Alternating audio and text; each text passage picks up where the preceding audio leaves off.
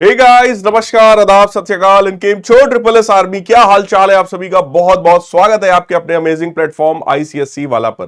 बेटा, हम लोग इस वन शॉट सेशन में बात करने वाले हैं आपके अगले चैप्टर, जिसका नाम है रिफ्रैक्शन थ्रू अ लेंस। यानी कोई भी लेंस किस तरीके से रिफ्रैक्शन का काम करवाएगा। रिफ्रैक्शन का मतलब ये सिंपल सा था, जब भी लाइट रे एक मीडियम से दूसरे मीडियम में जाती है अपने पाथ से डेविएट हो जाती है, इसी फेनोमेना को रिफ्रैक्शन बोलते हैं। रीजन इसका ये था क्योंकि अलग अलग मीडियम्स में लाइट की स्पीड अलग अलग होती है, इसीलिए उसका जो पाथ है वो चेंज हो जाता है जब भी मीडियम चेंज होता है तब। ठीक है, इसी चीज को हम लोग इन डेप्थ इन डिटेल आज के सेशन में पढ़ेंगे। सबसे पहले आपको नोट्स कहां से मिलेंगे, उसके लिए आप लोग मेरे इस टेलीग्राम चैनल को ज्वाइन कर सकते हैं। इस कोड को स्कैन करिए, सीधे सीधे आप टेलीग्राम चैनल पर पहुंचेंगे, या फिर टेलीग्राम ऐप के ऊपर जाकर सीधे सर्च करिए physics by _Shailendra_ sir. Same to same ऐसे ही लिखेंगे आप लोग, तो आप सीधे जो हमारा ओरिजिनल चैनल है उस पर पहुंचेंगे। ऑलरेडी 1 लाख से ज्यादा बच्चे उस चैनल पर हैं, तो आप लोग भी आइए और वहां से अपनी पढ़ाई को और ज्यादा एनहेंस करिए। ठीक है, आज के लेक्चर में हम लोग क्या कवर करेंगे, लेंस के बारे में पढ़ेंगे, formation of different types of images by lens पढ़ेंगे, लेंस फॉर्मूला पढ़ेंगे, और आपका इलेक्ट्रोमैग्नेटिक स्पेक्ट्रम का जो पार्ट है उसको भी अपन देखेंगे, अगर वहां तक हम लोग पहुंच गए तो। राइट, फिलहाल हम लोग बात करेंगे यहां पर सीधे सीधे आपसे लेंस की। सर, लेंस क्या होता है? लेंस एक ऐसा ट्रांसपेरेंट सरफेस है जो या तो इस शेप का हो सकता है या तो वो इस वाले शेप का हो सकता है। ठीक है, इनमें से एक लेंस ऐसा होता है जो कि आने वाली लाइट रे को एक पॉइंट पर मिलाने का काम करता है, यानी कि कन्वर्ज करने का काम करता है। तो जैसे इस तरह की लाइट रेज अगर इसमें डाली जाए तो वो किसी एक पॉइंट पर ले जाकर मिला देता है। ठीक है, तो इसी लेंस को हम लोग बोलते हैं कन्वर्जिंग लेंस, क्योंकि इसने लाइट रे को मिलाने का काम किया है। जबकि यहां पर क्या है कि अगर लाइट रेज इस तरीके से आएंगी तो ये उनको फैला देगा। ठीक है, तो ये क्या करता है, डाइवर्ज करने का काम करता है, इसलिए इसका नाम है डाइवर्जिंग लेंस। तो ये कॉन्वेक्स लेंस है और ये वाला हमारा कॉनकेव लेंस है। दोनों का काम क्या है, आने वाली लाइट रे को या तो एक पॉइंट पर कन्वर्ज करेगा या तो वो उन लाइट रेस को डाइवर्ज कर देगा।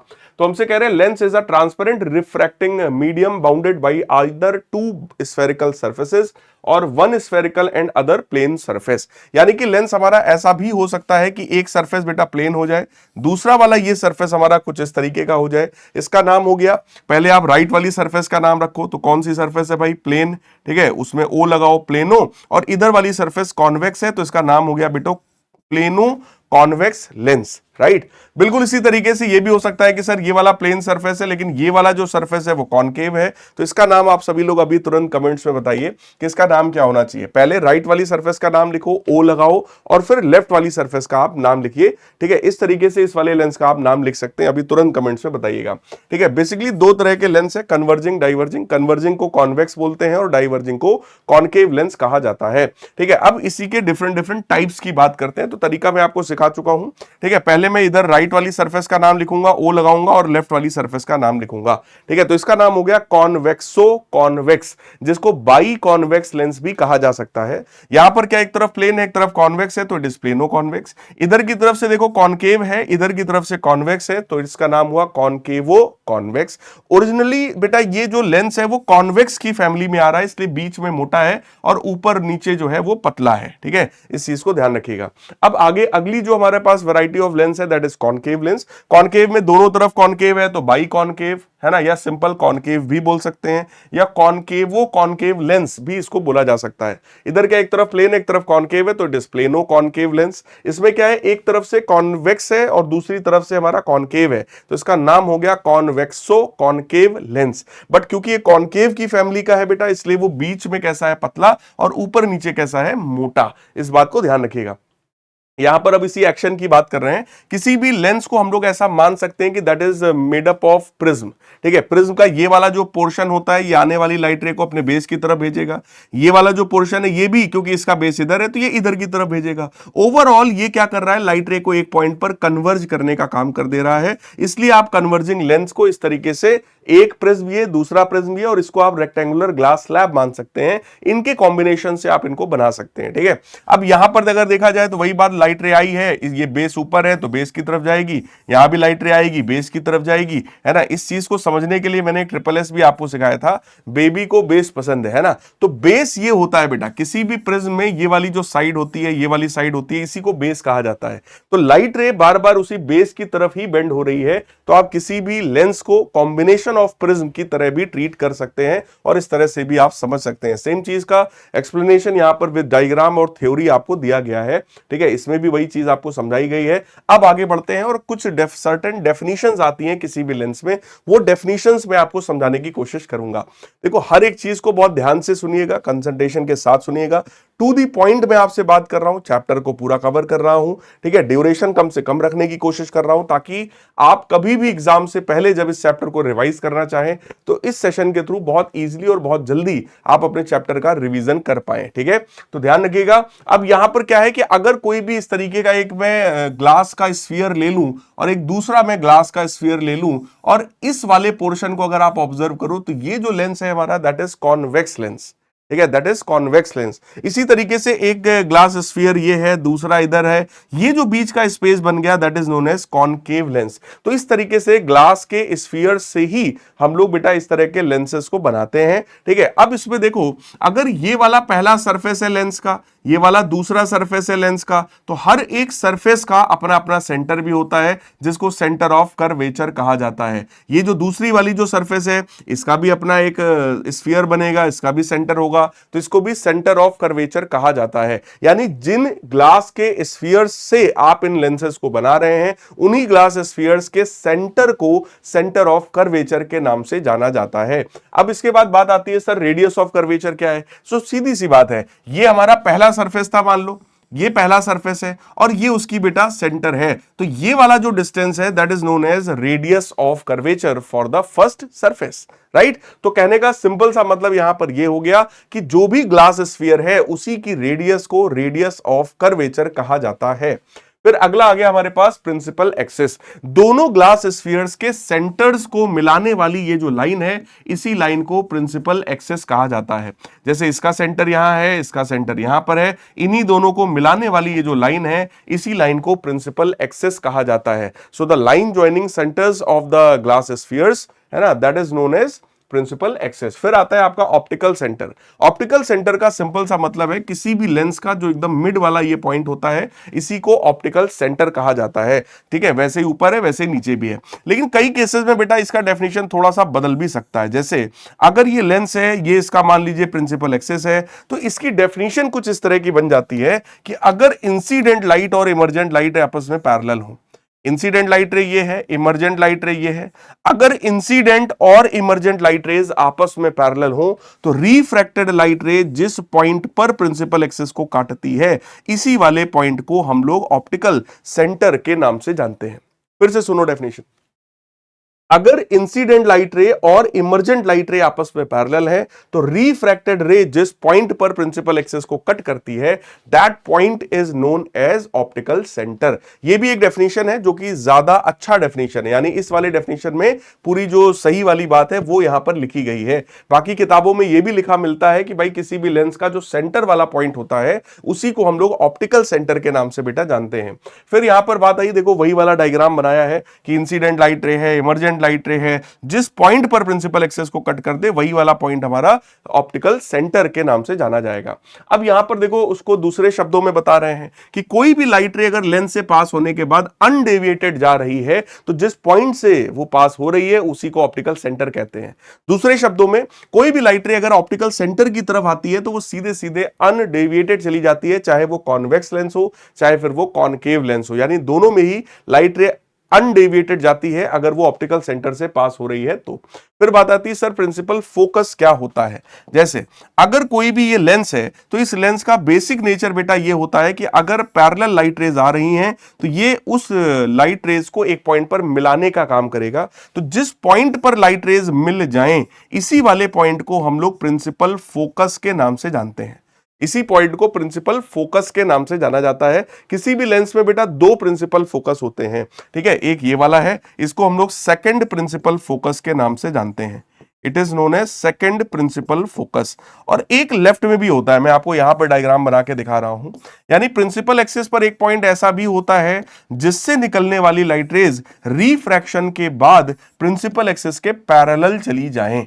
यानी कि अगर लाइट रेज पैरेलल आ रही हैं तो जिस पॉइंट पर मिल जाए वो हमारा फोकस है, या जिस पॉइंट से निकलने वाली लाइट रे रिफ्रैक्शन के बाद पैरेलल हो जाए उसको भी फोकस कहा जाता है। क्योंकि ये पहले ही मिल गया है तो बेटा इसका नाम होता है फर्स्ट प्रिंसिपल फोकस। ठीक है, तो ये रहा पहला प्रिंसिपल फोकस, और राइट साइड में होता है दूसरा प्रिंसिपल फोकस इस कॉन्वेक्स लेंस के लिए। लेकिन यहां पर समझने वाली और दिमाग में रखने वाली बात यह है कि जब भी बेटा मैं आपसे कहूंगा ना कि कॉन्वेक्स लेंस का फोकस, तो इसका मतलब है सेकंड वाला फोकस, यानी मेनली हम इसी को फोकस हम लोग मान करके सारा डिस्कशन करते हैं। यानी अगर मैं आपसे कहूं बेटा लाइट रे फोकस से जा रही है तो इसका मतलब यह है कि वो ये वाले फोकस की बात हो रही है। बट अगर मैं कह रहा हूं कि नहीं नहीं लाइट रे जो है वो फर्स्ट फोकस से निकली है, इसका मतलब इसकी बात हो रही है। तो अगर फर्स्ट फोकस या सेकंड फोकस ये नाम सीधे सीधे यूज किया जाएगा तब तो यही मतलब है कि ये फर्स्ट फोकस है, ये सेकंड वाला है। लेकिन अगर सीधे सीधे बोला जाए कि भाई फोकस, इसका मतलब हम सेकंड वाले फोकस की बात कर रहे हैं। तो नॉर्मली जो सेकंड प्रिंसिपल फोकस होता है that is known as focus. Clear है? इस पॉइंट को समझिएगा। यहां देखो अब एक एक करके बात करेंगे। ये रहा हमारा फर्स्ट फोकस, यानी जहां से निकलने वाली लाइट रे बाद में पैरेलल हो जाए। ठीक है, बाद में पैरेलल हो जानी चाहिए। अब अगर ये मान लो हमारा कॉनकेव लेंस है तो देखो बाद में लाइट रेज फिर से कैसी हो गई? पैरेलल। तो आने वाली लाइट रेज ऐसे आई थी और लाइट रेज ऐसी हो गई पैरेलल, और अगर आप इन लाइट रेज को ऐसे आगे मिला देते, यानी कि अगर ये लेंस ना होता तो जिस पॉइंट पर लाइट रेज मिलने वाली थी इसी वाले पॉइंट को फर्स्ट प्रिंसिपल फोकस कहा जाता है। ठीक है, देखो इसमें तो सिंपल है कि यहां से निकलने वाली लाइट रेज बाद में पैरेलल हो जाए तो इसी वाले पॉइंट को फर्स्ट प्रिंसिपल फोकस कहा जाता है। लेकिन कॉनकेव लेंस में सर क्या होगा?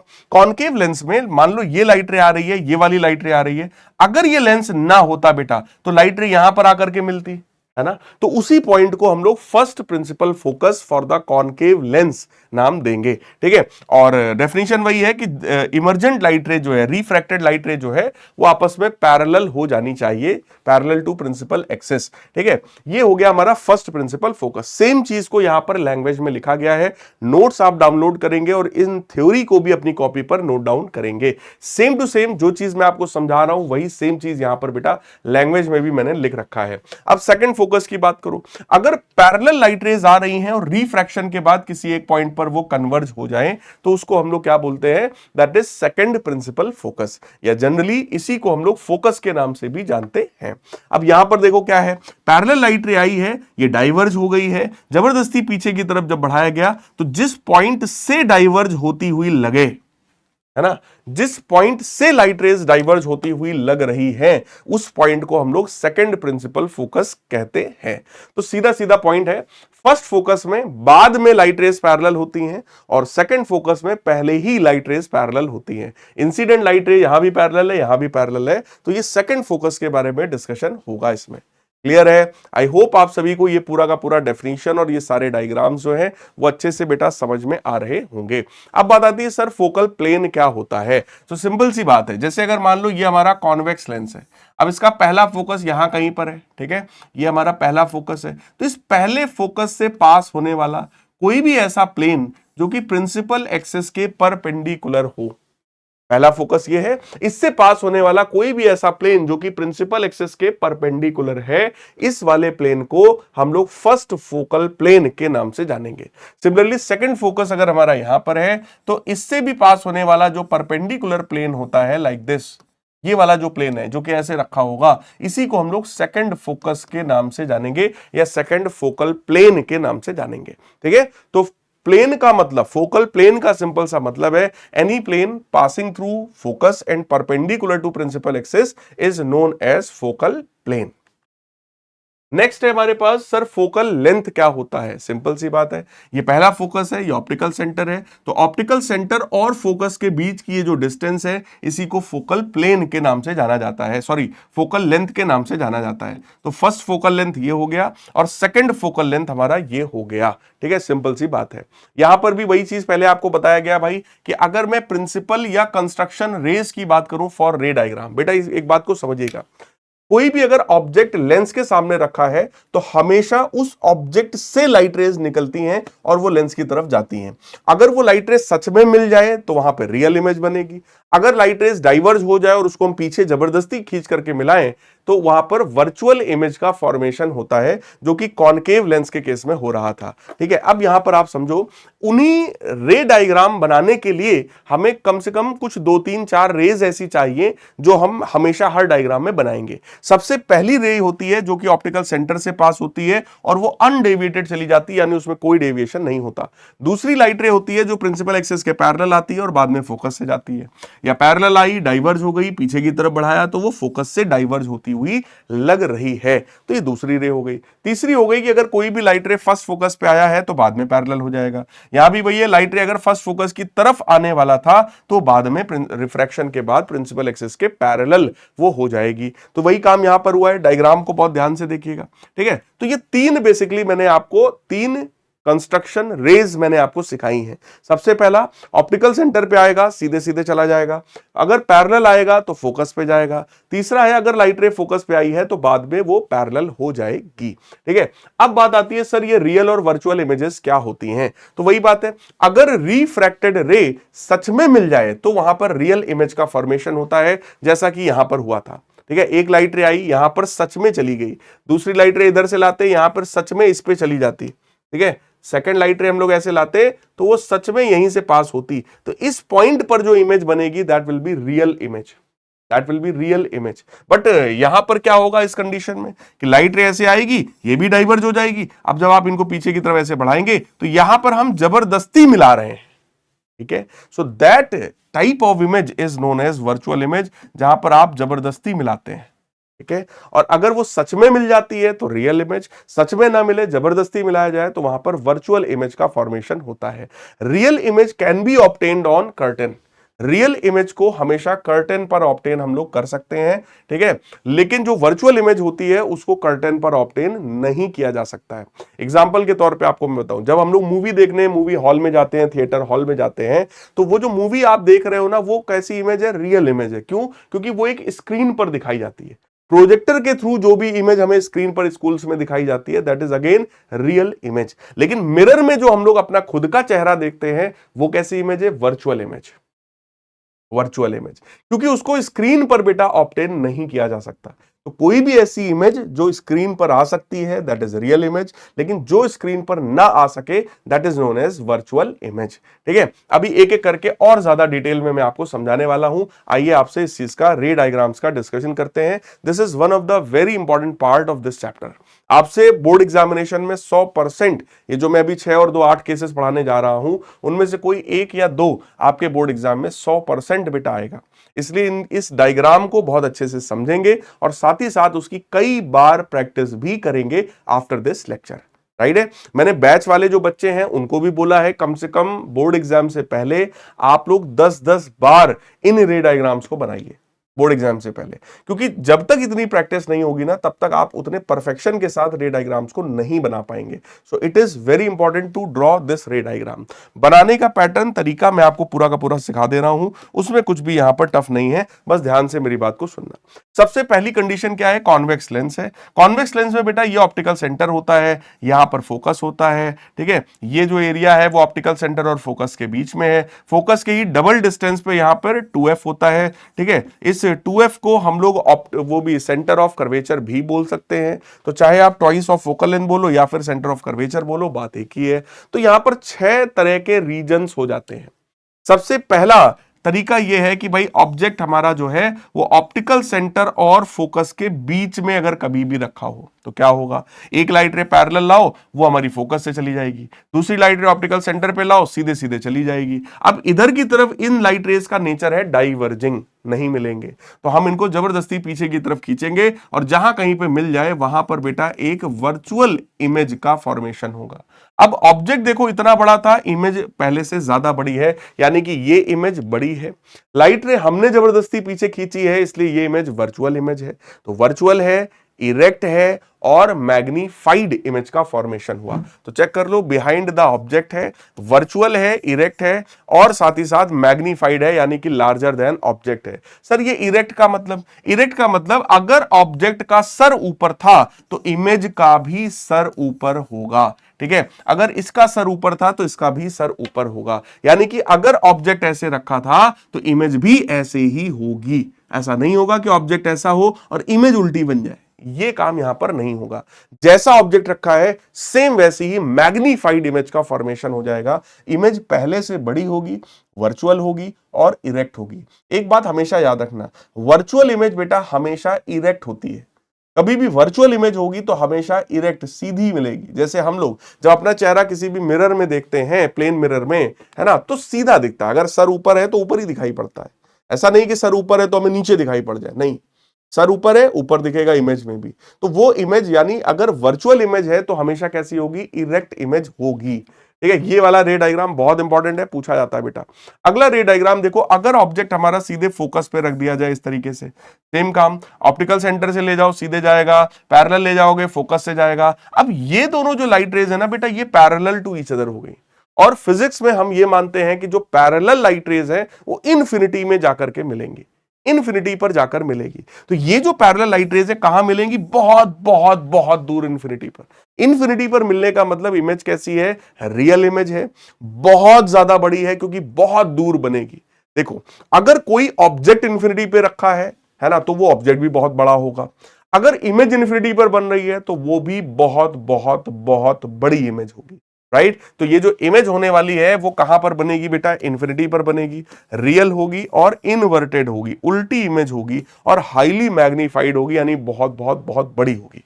तो ये जो लाइट रेज आई हैं ये बहुत दूर कहीं जाकर मिलेगी, तो इमेज ऐसी बनने वाली है। ऑब्जेक्ट सोचो ऐसा था, ऑब्जेक्ट का जो सर है वो चेक करो ऊपर था, ऑब्जेक्ट की मुंडी ऊपर है, लेकिन इमेज की जो मुंडी है वो नीचे है, यानी कि इमेज कैसी हो गई, inverted. Real image is always inverted image, हमेशा इन्वर्टेड इमेज होती है रियल इमेज। तो यहां पर जो इमेज बन गई है वो रियल है, इन्वर्टेड है और हाईली मैग्नीफाइड इमेज है यहां पर। अगला देखो केस क्या है कि भाई देखो, पहले मैंने ऑब्जेक्ट को इसके और इसके बीच में रखा, सेकंड केस में मैंने यहीं पे रख लिया, थर्ड केस में अब मैं f और 2f के बीच में ऑब्जेक्ट यहां कहीं पे रखूंगा। तो third case is when the object is placed between focus and twice of focus, जिसको आप यहां पर सेंटर ऑफ कर्वेचर भी बोल सकते हैं। तो जब ऑब्जेक्ट यहां रखोगे, वही बात आई, पैरेलल लाए फोकस से ले गए, ठीक है, ऑप्टिकल सेंटर से लाए सीधे सीधे ले गए, यहां कहीं पर दोनों लाइट रेज मिल गई, तो यहां पर जो इमेज का फॉर्मेशन हो गया वो रियल इमेज है क्योंकि लाइट रेज सच में मिली है, इन्वर्टेड इमेज है और पहले से चेक कर लो बड़ी इमेज बनी है। तो इमेज कैसी है बेटा, रियल है, इन्वर्टेड है और पहले से मैग्नीफाइड इमेज का फॉर्मेशन यहां पर हुआ है। तो वही चीज यहां पे लिखा है, देखो, बियॉन्ड 2f इमेज बनी है, रियल इन्वर्टेड है और मैग्नीफाइड है, यानी ऑब्जेक्ट से बड़ी है। बियॉन्ड 2f मतलब, तो इधर की तरफ ये जो 2f है इसके पीछे बनी है इमेज, राइट। अगला देखो, अगर ऑब्जेक्ट हमारा 2f पर हो, जैसे 2f है, ऑब्जेक्ट भी अगर 2f पर हो, रूल वही है, पैरेलल लाइट रे लाओ फोकस से ले जाओ, ऑप्टिकल सेंटर से लाओ सीधे ले जाओ, यहां कहीं पर मिलेगी और इमेज आप चेक कर लीजिए, फिर से रियल इमेज है, इन्वर्टेड इमेज है और सेम साइज की इमेज है। जितना बड़ा बेटा ऑब्जेक्ट था, इमेज भी चेक कर लो उतनी ही बड़ी इमेज का फॉर्मेशन हुआ है। So this case is again very very important case. Next आता है हमारा जब ऑब्जेक्ट बियॉन्ड 2f हो, तो ये अगर 2f है, ऑब्जेक्ट हमारा इसके पीछे है, यहां कहीं पर ऑब्जेक्ट रखा हुआ है, ऐसी कंडीशन में क्या होगा, पैरेलल लाइट रेज लाएंगे फोकस से ले जाएंगे, ठीक है, एक ऑप्टिकल सेंटर से लाएंगे, यहां कहीं पर मिलेगी, ये इमेज बनी है, अगेन रियल इमेज है, इन्वर्टेड है बट डिमिनिश्ड इमेज है। ऑब्जेक्ट बड़ा था, चेक कर लो इमेज जो है वो छोटा बना है ऑब्जेक्ट के कंपैरिजन में। तो बेटा प्रॉपर्टीज देखिए, इमेज जो है रियल है, इन्वर्टेड है और डिमिनिश्ड है, और कहां पर बनी है, that is between f and 2f। एक पैटर्न आप ऑब्जर्व करो, जब ऑब्जेक्ट फोकस पर था तो इमेज इन्फिनिटी पर थी, जब वो f और 2f के बीच में आया तो इन्फिनिटी से थोड़ा पास में आ गई, जब 2f पे रखा तो 2f पर ही बनी, जब 2f से और पीछे ले गए तो ये और इधर की तरफ आया। कहने का मतलब क्या है, जैसे जैसे मैं ऑब्जेक्ट को लेफ्ट में ला रहा हूं, इमेज भी हमारा लेफ्ट में शिफ्ट हो रहा है। ऑब्जेक्ट लेफ्ट में ला रहे हैं तो इमेज भी हमारा लेफ्ट में शिफ्ट हो रहा है। ठीक है, फिर लास्ट केस आता है सर जब हमारा ऑब्जेक्ट इन्फिनिटी पर हो। बेटा अगर कोई भी ऑब्जेक्ट इन्फिनिटी पर है तो वहां से आने वाली लाइट रेज आपस में पैरेलल होती हैं, एक दूसरे के पैरेलल होती हैं। तो इस तरह की पैरेलल लाइट रेज आएंगी और ये तो ऑप्टिकल सेंटर पे आई थी, सीधे जाएगी, ये वाली ऐसे आ रही, ये फोकस के नीचे जाकर के कन्वर्ज हो जाएगी लाइक दिस। यहां पर जो इमेज बनेगा वो रियल होगा, इनवर्टेड होगा और हाईली डिमिनिस्ड होगा। कभी भी अगर ऑब्जेक्ट बेटा हमारा इंफिनिटी पर है, इसका मतलब हम चांद की बात कर रहे हैं, हम सूरज की बात कर रहे हैं जो कि बहुत बड़ा है ना। तो ऑब्जेक्ट बहुत बड़ा है और उसके कंपैरिजन में जो इमेज यहां बनेगी वो बहुत बहुत बहुत छोटी इमेज बन रही होगी। ठीक है, so image will be highly diminished in this particular case.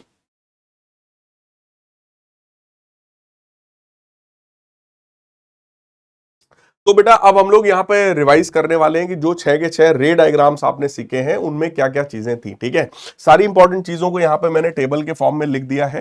ठीक है, तो अगर ऑब्जेक्ट हमारा इन्फिनिटी पर है तो इमेज फोकस पर बनती है, बहुत छोटी होती है, रियल है, इन्वर्टेड है और उसका एप्लीकेशन यहाँ दिखाया बर्निंग ग्लास। बिल्कुल इसी तरीके से बाकी भी पांचों का आप स्क्रीनशॉट इसका ले लीजिए और इस चीज को अच्छे से आप सभी लोग रिवाइज करिएगा।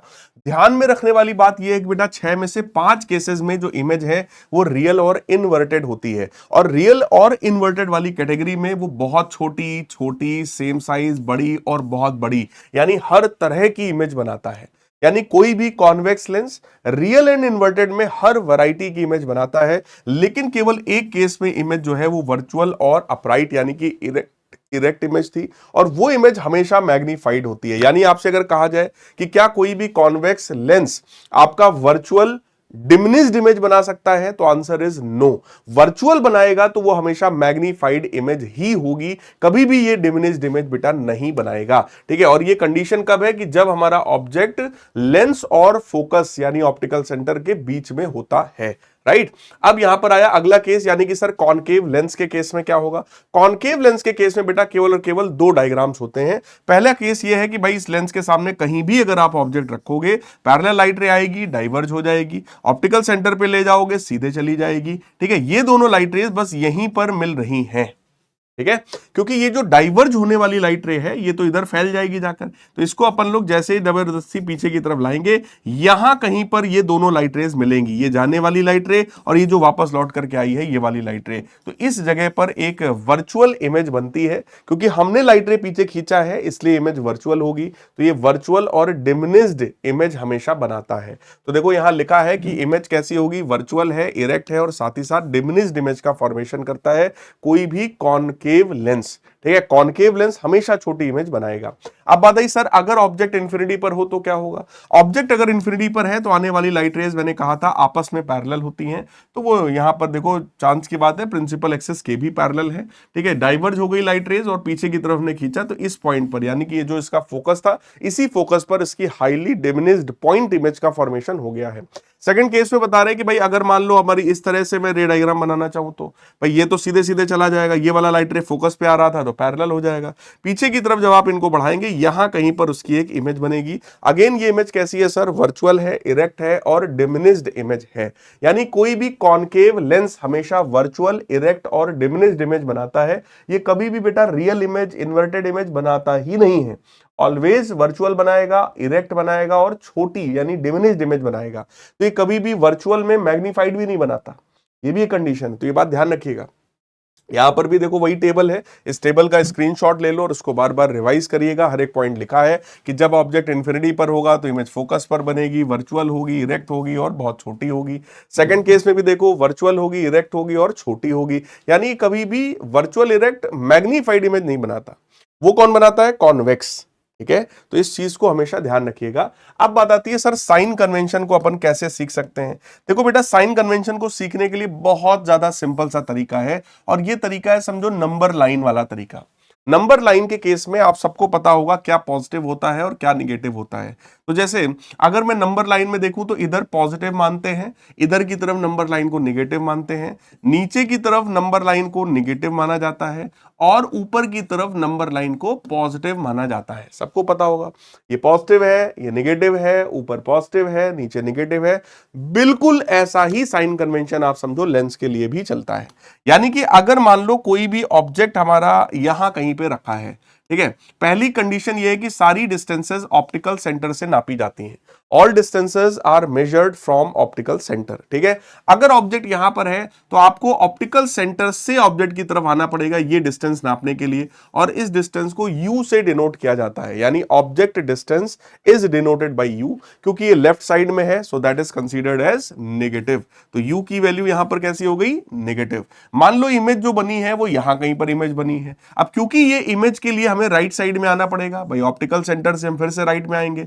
इमेज डिस्टेंस को v से रिप्रेजेंट किया जाता है बेटा, तो v की वैल्यू यहां कैसी हो गई, पॉजिटिव, क्योंकि वो राइट साइड में है। ठीक है, ऐसे ही मान लो इसका जो फोकस होता है, फोकस अपन लोग यहां कहीं पर मानते हैं। अगर ये इसका फोकस है तो आपको फिर से ऑप्टिकल सेंटर से फोकस तक आना पड़ेगा, तब आपको फोकल लेंथ मिलेगा। तो u का मतलब ऑब्जेक्ट की लेंथ, ठीक है, और v का मतलब इमेज की डिस्टेंस, और f का मतलब हो गया फोकल लेंथ। क्योंकि फोकस फिर राइट में है तो फोकल लेंथ इसका कैसा हो गया, पॉजिटिव हो गया। ठीक है, हाइट ऑफ ऑब्जेक्ट देखो ऊपर की तरफ है, height of object, so that is considered as positive, जबकि हाइट ऑफ इमेज नीचे की तरफ है, so that is considered as negative. तो यहां पर हाइट ऑफ ऑब्जेक्ट को पॉजिटिव मानेंगे और हाइट ऑफ इमेज को नेगेटिव मान लेंगे। तो बेटा साइन कन्वेंशन बहुत ज्यादा आसान है, जैसा नंबर लाइन में होता है कि भैया राइट में पॉजिटिव, लेफ्ट में नेगेटिव, ऊपर पॉजिटिव, नीचे नेगेटिव, बस यही समझ लो आपका हो गया यहां पर साइन कन्वेंशन। ठीक है, क्लास 10th तक ये चीज बहुत आराम से चलेगी, इसमें कहीं कोई दिक्कत आपकी नहीं आने वाली है।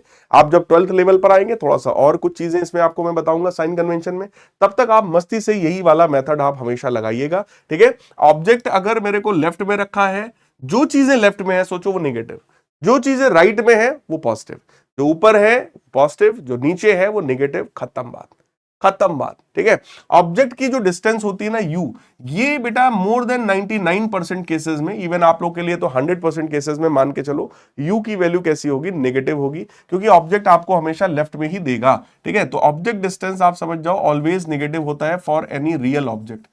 किसी भी रियल ऑब्जेक्ट के लिए ये हमेशा कैसा होता है, नेगेटिव होता है। अब बता गई सर फोकल लेंथ, अगर बेटा किसी भी कॉन्वेक्स लेंस की बात करो, उसका फोकस राइट में मानते हैं तो फोकल लेंथ पॉजिटिव है। कॉनकेव लेंस की मैं बात करूं, उसका फोकस लेफ्ट में माना जाता है, सो उसका जो फोकल लेंथ होगा दैट विल बी नेगेटिव। तो ये दो चीजें भी आप लोग अपने दिमाग में रख सकते हो। ठीक है, अगर सोचो इमेज इधर की तरफ बनी है, राइट साइड में बनी है, तो रियल इमेज होगी, और रियल इमेज के लिए v की वैल्यू कैसी होगी, पॉजिटिव। तो v रियल इमेज के लिए कैसा होगा, पॉजिटिव होगा। और वर्चुअल इमेज अगर बनी है तो उसकी डिस्टेंस कैसी होगी, नेगेटिव, क्योंकि वर्चुअल इमेज किधर बनती है, लेफ्ट साइड में बनती है। जिधर ऑब्जेक्ट होता है उधर ही की तरफ जो इमेज होती है वो हमारी वर्चुअल इमेज होती है। ठीक है, तो इस तरीके से बेटा आप लोग साइन कन्वेंशन को दिमाग में रख सकते हो। अब बताइए सर लेंस फॉर्मूला क्या है। देखो लेंस का जो फोकल लेंथ होता है, इमेज डिस्टेंस जो है और ऑब्जेक्ट डिस्टेंस है, इनके बीच का ये जो रिलेशन है 1/f equal to 1/v minus 1/u, इसी रिलेशन को लेंस फॉर्मूला कहा जाता है। तो ये तीन चीजों के बीच का रिलेशन है बेटा। सारी चीजों को यहां पर साइन कन्वेंशन के साथ रखा जाता है, जो पॉजिटिव है उसको पॉजिटिव रखो, जो नेगेटिव है उसको नेगेटिव रखो। ठीक है, अगर साइन आपने सही रख लिया तो इसमें कहीं कोई गलती आपसे नहीं होने वाली है। फिर बात आती है सर लीनियर मैग्निफिकेशन क्या है। लीनियर मैग्निफिकेशन को m से रिप्रेजेंट करते हैं, सिंपल सा मतलब है height of the image upon height of object, that is represented by image distance upon object distance. So linear magnification is simply defined as the ratio of height of the image to the height of object, which is equal to image distance divided by object distance। ठीक है, ये सीधा सीधा सा formula इसका होता है। ध्यान रहे इस वाले फॉर्मूले में माइनस होता है और यहां पर बेटा प्लस होता है, v बाई यू। मिरर के केस में उल्टा होता है, मिरर में यहां पर प्लस होता है और इधर इस पे माइनस होता है। ठीक है, बट लेंस के केस में जो फॉर्मूला वो मैंने आपको बताया, यही आपके सिलेबस में है। ये दोनों फॉर्मूले ही आपके जो है ओवरऑल लेंस फॉर्मूला कहा जाता है, इसी से लेंस के सारे क्वेश्चन न्यूमेरिकल सॉल्व होते हैं। अब बताइए सर पावर क्या चीज है। पावर जो है बेटा that is defined as the reciprocal of focal length. Focal length के रेसिप्रोकल को पावर कहा जाता है। फोकल लेंथ मीटर में है तो 1/f रखोगे, अगर वो मीटर में नहीं है, सेंटीमीटर में है, तो 100/f भी लिखा जा सकता है। ठीक है, सिंपल सी बात है। फोकल लेंथ को मीटर में लेकर के ये वाला फॉर्मूला बनाएंगे। और पावर का जो यूनिट होता है बेटा दैट इज डायोप्टर। पावर का जो यूनिट होता है दैट इज डायोप्टर। ठीक है, डायोप्टर। ठीक है, तो यहां पे लिखा है रेसिप्रोकल ऑफ फोकल लेंथ है, इसका यूनिट जो है वो डायोप्टर होता है, सिंबल इसका कैपिटल डी लिखा जाता है। तो अगर कोई भी ऐसा, मान लो हमारे पास कोई भी ऐसा लेंस है जिसका पावर पॉजिटिव है, मतलब समझो वो कॉन्वेक्स लेंस है, पावर निगेटिव है तो दैट इज कॉनकेव लेंस। ठीक है, डिपेंडिंग ऑन फोकल लेंथ। फिर अगला आता है हमारा मैग्नीफाइंग ग्लास और सिंपल माइक्रोस्कोप। किसी भी सिंपल माइक्रोस्कोप का मतलब होता है एक सिंपल सा कॉन्वेक्स लेंस। कॉन्वेक्स लेंस में भी एक ही केस था जिसमें वो वर्चुअल इरेक्ट इमेज बना रहा था। तो वर्चुअल इमेज कब बनती है? जब ऑब्जेक्ट हमारा फोकस और ऑप्टिकल सेंटर के बीच में होता है।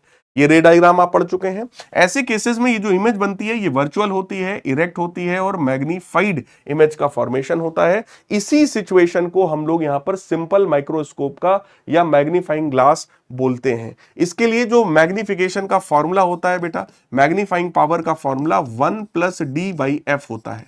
1+d/f। सर ये d क्या है? d का मतलब होता है least distance of distinct vision. Least distance of distinct vision. Distinct vision, साफ सुथरा अलग अलग देखने के लिए जो मिनिमम डिस्टेंस होती है इमेज की, उसी को least distance of distinct vision कहते हैं। और इसकी वैल्यू बेटा हमेशा होती है 25 सेंटीमीटर, 25 सेंटीमीटर। तो 1+25 centimetre upon focal length of the convex lens, ये हम रख देंगे तो मैग्नीफाइंग पावर निकल आएगा। ठीक है, तो जब फाइनल इमेज हमारी 25 सेंटीमीटर पर बनती है तब ये वाला फॉर्मूला यूज किया जाता है और इसको बोलते हैं हम लोग maximum magnifying power. Maximum magnifying power.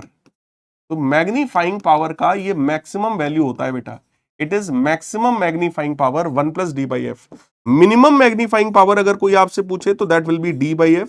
और इस सिचुएशन में मैं आपको बताऊं फाइनल इमेज जो है वो इनफिनिटी पर बनती है। ठीक है, लेकिन वैसा करना नहीं है आपको, सीधे सीधे सिर्फ और सिर्फ एक ही फॉर्मूला आप अपने दिमाग में रखो, 1+d/f, that is the formula, right. But अगर इनकेस कभी बोले कि नहीं यार मिनिमम मैग्नीफाइंग पावर बताओ, तो आप सीधे सीधे d/f वाला फॉर्मूला लगा देना। अब जैसे हम कुछ एक क्वेश्चंस की बात आप लोगों से करते हैं। सबसे पहला क्वेश्चन है, कह रहा for an object placed at a distance of 20 centimetre in front of a convex lens. Lens के सामने 20 सेंटीमीटर पे रखा है। ऑब्जेक्ट डिस्टेंस बेटा हमेशा निगेटिव होती है, तो ये भी निगेटिव हो गया। कह रहा image is at a distance of 20 centimetre behind the lens. Lens के पीछे इमेज बनी है। जब इमेज पीछे बनती है तो रियल होती है ना। रियल इमेज के लिए ये डिस्टेंस क्योंकि पीछे है तो इट विल बी पॉजिटिव। हमसे कह रहा फोकल लेंथ बताओ। भैया अगर आपने साइन समझ लिया तो फिर तो फॉर्मूला ही लगाना बचा है बेटा। फोकल लेंथ निकालना है 1/20 -1/-20, माइनस माइनस प्लस हो जाएगा तो ये बन जाएगा एलसीएम 20, 1+1 यानी कि 2/20, 2/20 मतलब 1/10 विच इज 1 फोकल लेंथ। तो यहां से फोकल लेंथ हमारा निकल आ गया 10 सेंटीमीटर, 10 सेंटीमीटर, यानी सेकंड वाला ऑप्शन यहां पर बिल्कुल सही ऑप्शन हो गया। तो इस तरह के फॉर्मूला बेस्ड क्वेश्चंस जो हैं वो भी एग्जाम में बेटा कई बार आ जाया करते हैं। अगला है, कह रहा concave lens forms the image of an object which is. तो कॉनकेव लेंस कैसी इमेज बनाता है बेटा? वर्चुअल होती है, इरेक्ट होती है और डिमिनिश्ड होती है। पढ़ो जरा, वर्चुअल है। वर्चुअल इमेज कभी भी इन्वर्टेड नहीं हो सकती भाई, देखो वर्चुअल कभी इन्वर्टेड नहीं होती है, बात ध्यान रखना। वर्चुअल इमेज हमेशा इरेक्ट होगी, अपराइट होगी, सीधी इमेज होगी बेटा, है ना। तो वर्चुअल है, अपराइट है और डिमिनिश्ड है, ये वाला ऑप्शन सही है। एनलार्ज्ड नहीं होती है। ठीक है, नेक्स्ट कह रहा है if magnification produced by the lens is -0.5 the correct statement is. देखो ध्यान से समझो, मैग्निफिकेशन अगर कभी भी नेगेटिव मिले इसका मतलब वो इमेज कैसी है? इनवर्टेड इमेज है। इमेज कैसी है? इनवर्टेड इमेज है। और इनवर्टेड इमेज हमेशा बेटा रियल होती है। Inverted image is always real. तो रियल एंड इन्वर्टेड समझो, बाई 1 गेट 1 ऑफर में चलता है। अगर इमेज रियल है तो इन्वर्टेड भी होगी और अगर इन्वर्टेड है तो रियल भी होगी। ठीक है, और ये जो वैल्यू है देखो, माइनस साइन ये दिखाता है कि इमेज इनवर्टेड है। प्लस होता तो वो उसको इरेक्ट इमेज हमें पता चलती। इरेक्ट इमेज हमेशा वर्चुअल होती है। अगर ये वैल्यू 0.5 है जो कि 1 से छोटी है तो डिमिनिश्ड है। अगर 1 से छोटी है तो डिमिनिश्ड है और अगर 1 से बड़ी है तो मैग्नीफाइड है। बात खत्म। जैसे अगर मैग्निफिकेशन बेटा लिखा है हमारे पास +2 तो इसका मतलब क्या है? प्लस ने बताया कि जो इमेज है सर वो इरेक्ट इमेज है और इरेक्ट इमेज हमेशा वर्चुअल होती है। दूसरी चीज सर ये 2 लिखा है 1 से बड़ा है sir, so it is magnified, it is magnified. इस तरीके से इस पैटर्न को अगर आप समझ गए तो आप मैग्निफिकेशन का कोई भी क्वेश्चन कर पाएंगे। अब देखो कह रहा है लेंस जो है वो कॉनकेव है, तो बेटा कॉनकेव कभी भी रियल इमेज नहीं बनाता, गलत। इमेज कह रहा है वर्चुअल है तो रियल है भैया इमेज, ये भी गलत। इमेज मैग्नीफाइड कह रहा है, ये भी गलत। तो फिर यही सही होगा यार, रियल है, डिमिनिश्ड है और ऐसी इमेज कौन बनाएगा, कॉन्वेक्स लेंस बनाएगा। तो बिल्कुल सही पॉइंट है। अगला हमारे पास कह रहा है मैग्नीफाइंग ग्लास जो है वो कैसी इमेज बनाता है। भाई मैग्नीफाइंग ग्लास हमेशा वर्चुअल बनाएगा, अपराइट बनाएगा यानी इरेक्ट बनाएगा और मैग्नीफाइड बनाएगा। तो देखो लिखा है रियल तो होता नहीं है, रियल होता नहीं है, वर्चुअल है, मैग्नीफाइड है, यस ये वाला सही है। वर्चुअल इमेज बनाएगा और साथ ही साथ मैग्नीफाइड इमेज भी बनाएगा। नेक्स्ट है, यहीं तक के हमारे कुछ कुछ क्वेश्चंस मैंने यहां पर रखे हैं इसमें, है ना। तो अब बात आई सर होमवर्क। होमवर्क में बेटा सबसे पहला काम क्या है, नोट्स का पीडीएफ आप ले लीजिए और उस पीडीएफ को मल्टीपल टाइम्स आप लोग रिवाइज करो। देखो बेटा इस वाले वन शॉट सीरीज में एम क्या है, एम को समझो। एम हमारा ये है कि मैं आपको ऐसा लेक्चर दे दूं जिसके थ्रू आप अपने चैप्टर का मल्टीपल टाइम्स आप रिवीजन कर पाए। इस वन शॉट सीरीज का जो टारगेट है, जो मेरा एम है, वो ये है आपके दिमाग में मैं सारे कंसेप्ट बैठाल दूं, आपके दिमाग में बार बार सारे फॉर्मूले, उसका अगर कुछ डेरिवेशन सिलेबस में है तो वो सारी चीजें मैं आपके दिमाग में बैठाल दूं। अभी क्वेश्चंस के जो प्रैक्टिस सेशंस हैं उसके लिए और भी बहुत सारी चीजें आएंगी इस चैनल के ऊपर। तो अभी का टारगेट ये है कि पहले कंसेप्चुअल क्लैरिटी आए फिजिक्स में। पहले आपसे कुछ भी पूछे तो आपको कंसेप्ट पता होना चाहिए, हाँ सर इसमें यही होता है।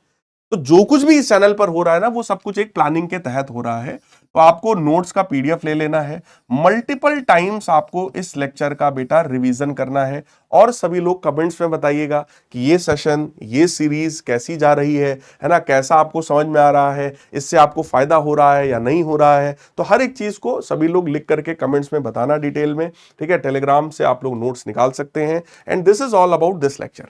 इस लेक्चर में बस यही हमारा टारगेट था, वो टारगेट हमारा अचीव्ड है। आप लोग भी लेक्चर को ढेर सारा यार शेयर करो अपने दोस्तों में, कमेंट्स में सभी लोग डिटेल में बताना, है ना। तो आपके कमेंट्स पढ़ते हैं यार, हम लोग का भी मोटिवेशन बढ़ता है, राइट। तो मिलेंगे अपने अगले लेक्चर में, अगले वन शॉट लेक्चर में। तब तक के लिए goodbye, take care, love you all and God bless.